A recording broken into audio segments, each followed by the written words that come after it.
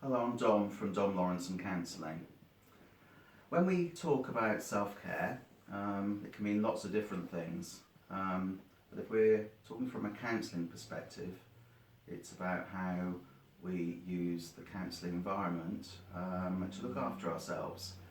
Counselling's often been described as peeling the onion, and I've got one I prepared earlier here.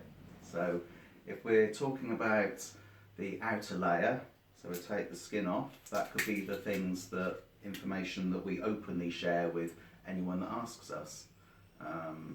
It could be what we do for a living, when we meet people in social situations, and just general information of that kind.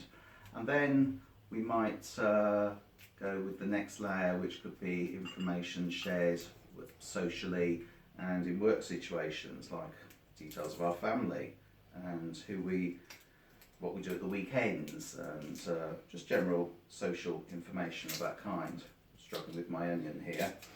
And then we might look at the next layer, and that could be things that are more sensitive, a little bit more personal, perhaps people that we've lost, people we've grieved over, things that upset us, deeper likes and dislikes. And then it could be information that we feels a bit risky to share, maybe a bad experience that's happened to us in the past.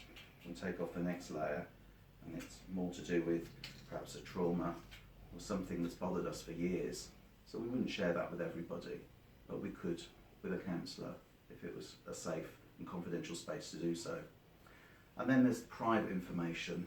This is when we get right down to things that we may never share with anybody. This could be elements of our sexuality.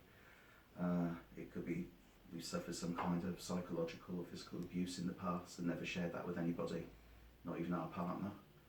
And that's when a counselling situation helps with self-care, because it's a non-judgmental, private, safe place to talk about the things that could be underlying some real worries in our lives and are holding us back. So that's just a little bit about how you can use counselling for self-care.